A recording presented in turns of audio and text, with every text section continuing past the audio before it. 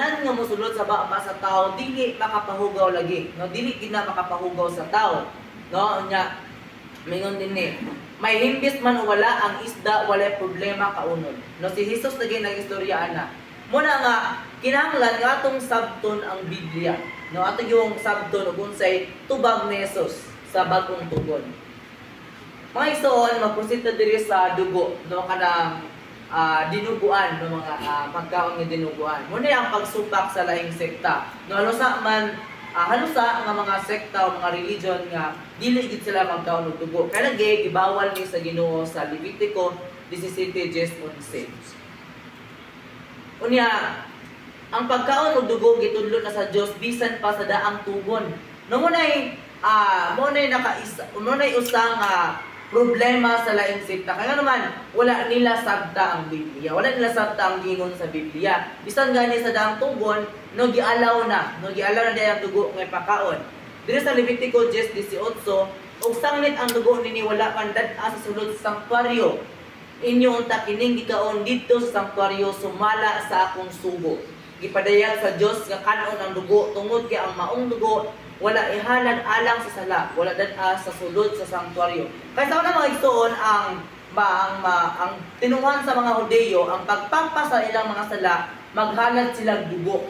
Muna nga, dili nila gikaon ang dugo kung ihalad na sa sanktuaryo. Pero, ganing nagtiyaw-ihaw, nga na dugo, kung once ganing wala gihalad, no, wala gihalad sa kanang artal, pwede na kaunod, no, gitudlo na gani sa daang tugon pa, gitudlo. No, tinaw kaayo. Unya mga igsoon, naay tawag anang mga nagpakahudiyo, no? Naay tawag. Atong basahon ang ipadayag 3:9. Kanang mga sakop diya sa pundok ni Satanas, o naay tawag ana pundok din na sila ng Satanas. Nga nagpakahudiyo, mga bakakon kana sila, paduulon ko sila kanimo og paludnon, o pasimbahon ko kanimo aron sila may balong ang gihigugma ko ikaw. No meaning maigsoon, ang atong mga nagpakahudiyo, katong mapaulay sa Sabado, mapaulay po sila, di sila makaog baboy, di po sila makaog baboy, di sila makaog isdang wal himbis, di po sila makaon. Mo na yung mga nagpakahudiyo o gitawag na sila sa ipadayag o mga pundok ni Satanas. Wow.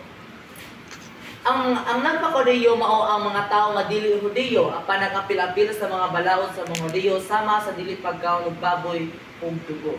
Mga iso atong malikon ang Marcos, no tin-aw kayo ang tubag ni Kristo litra por litra. Tanan nga mosulod sa baba sa tao dili makapahugaw kaniya. Ang makapahugaw kanato katong mugula. No muna tin-aw kay nga litra por litra ang gisaysay ni Jesus. Kay so na mo maigso ang iyang mga tinunan ang iyang mga apostoles, mga Hudiyo man. Muna nga sugod nga pagsaysay ni Jesus ni kauna ang mga Hudiyo sa ilang giilang nga mahugaw nga mga mananap. Lik-on o tin-aw ang gisaysay ni Jesus sa Marcos 7:14-19. So may isoon, labi mo yung mga pangutana.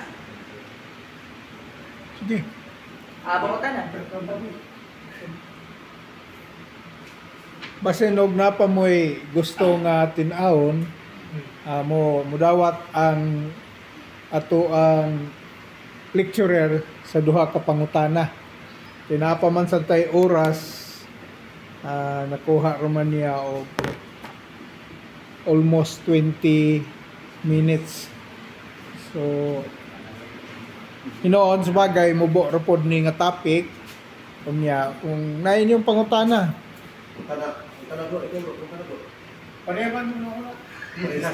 Assume ginadong ha, imo ginaibutang nga kanang human sa imong topic, salamat niya na kay conclusion mo ka og dinhi natapos ang tabil sa Sudilanon nga naguluhan nga ang topic nako mao ang pagkaon.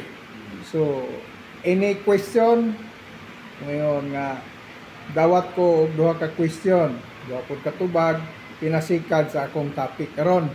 So kung wala, daghang salamat, usbon ko daghang salamat. God bless us all. Ingon ana. So or else purihin ang Dios o thanks be to God baka ingon ana ang inyong kuan ang inyong murag ending nga kuan.